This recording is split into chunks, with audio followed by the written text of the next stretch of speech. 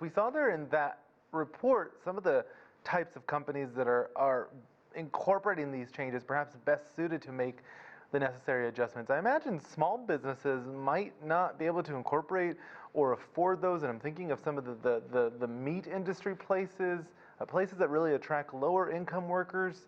Uh, who's best suited to incorporate these changes? It's a great question. There will be a lot of changes and there will be a cost for each one of those changes. Small businesses in particular will have a bigger challenge. But some of the large companies that can certainly afford it will see a lot of the changes we talked about at the top of the segment. So, potentially wearing masks in the office, erecting barriers so there are more cubicles rather than an open office environment. We may see staggered arrival times and departure times. These things won't work for every single company, right? It will depend on the cost and how much capital the company has, and certainly if it's in a factory or a plant versus an office setting. So it really will vary by individual company, but we could see a lot of these changes based on cost. Some employers like Google and Facebook said employees won't be coming back to the office until sometime next year. Do you think that's an overreaction? I think each company needs to make its own decision. Certainly for Google and Facebook and for its employees and shareholders, that was the best decision, according to management. I think each company will make a decision. Microsoft, Amazon, other tech companies have made similar choices to delay the start of work until they feel safe. And then there are companies like Zillow, for example, and even Twitter that are considering certain employees never returning to an office setting.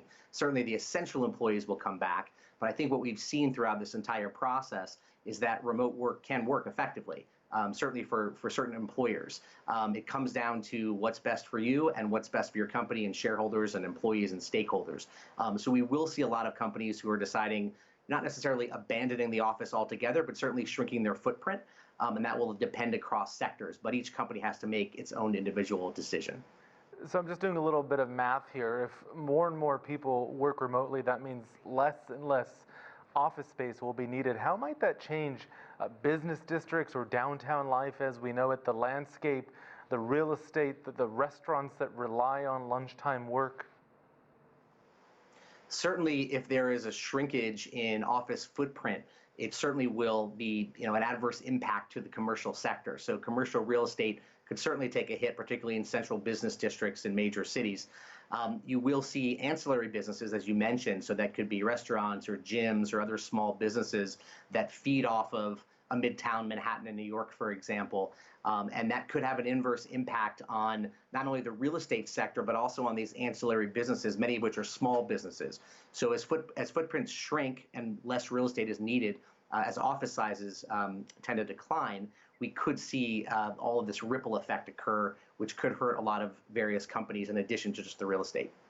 So there's been a lot of reliance on telecommuting. We've seen that over the last 3 months, people having Zoom conference calls, a lot of that focused really on the middle class as well as the professional class. But large parts of America really still to this day lack access to reliable, at-home, high-speed internet. Part of that reflects some of the economic inequality in this country.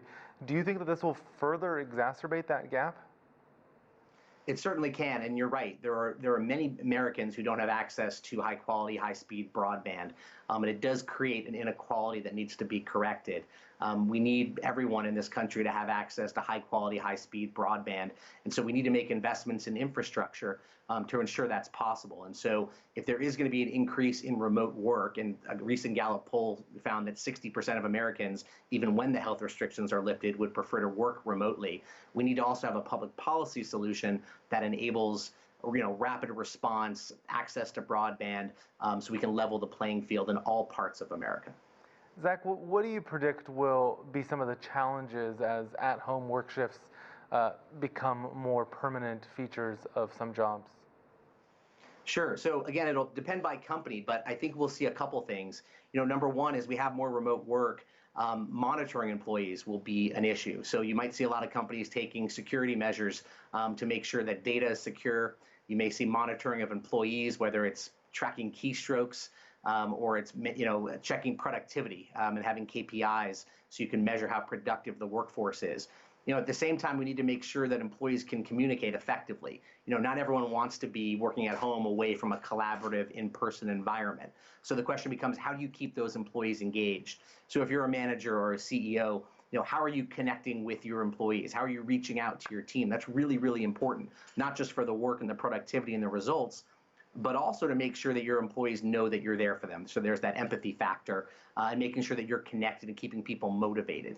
So I think it's going to be a balance between keeping people out of the office and measuring and monitoring productivity, but also making sure that you're connected with your employees and raising that employee morale, because that's also going to contribute to results and the bottom line.